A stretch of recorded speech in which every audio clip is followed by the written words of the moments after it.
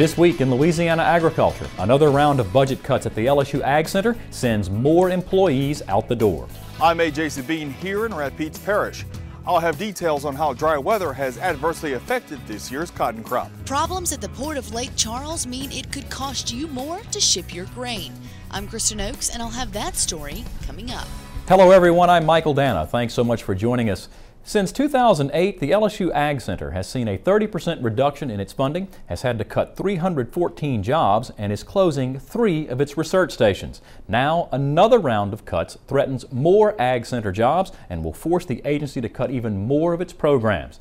Dr. Bill Richardson, Chancellor of the LSU AgCenter, tells This Week in Louisiana Agriculture that this latest hit to his budget will likely force his operation to cut people and programs that do not directly support what he called the AgCenter's core mission. An AgCenter researcher studies soybean diseases. A rice specialist looks for ways to curb sheath blight in the state's second largest row crop. And a local beekeeper depends on research and extension to keep his hives healthy and his honey business thriving. All of these programs are part of the LSU AgCenter and its research and extension efforts. But now, all these programs might be in jeopardy. We're just in a position where we want to maintain quality of the things we're doing.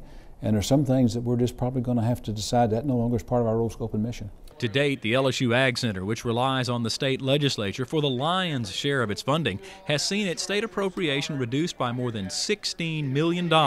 During that same period, increases in mandated costs like health insurance and other employee benefits have risen more than $11 million. But unlike the rest of the LSU system, Richardson said, the AgCenter doesn't have tuition paid by students to cover its budget shortfalls. And so each year we've got creative, we've been innovative, we've found ways to deal with this. But we're to the point now where I'm out of flexibility. I've got to look at people, I've got to look at programs. So Richardson said in the face of such massive budget cuts, his AgCenter will have to get leaner and meaner.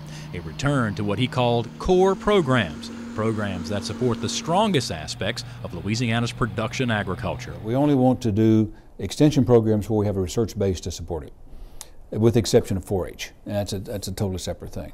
In the family areas, we're looking at nutrition. That fits what we're doing with research. Since it was founded by the Smith-Lever Act in 1914, the LSU AgCenter, through its cooperative extension programs, has put valuable research into the hands of Louisiana's farmers. Its programs have also helped rural communities with everything from educational outreach to rural health care. Richardson said he's had to make some tough calls about the budget of late, which programs and people stay, and which ones go out the door.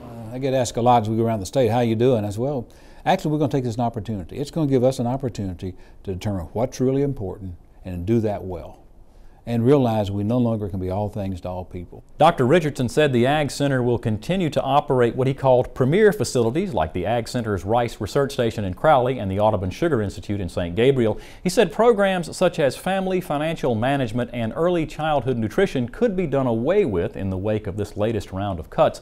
However, Richardson added his goal is to have a cooperative extension office open in every parish in the state, even if that means fewer staffers and consolidated programs. Just this week, the AgCenter announced it was closing its swine farm on the LSU campus.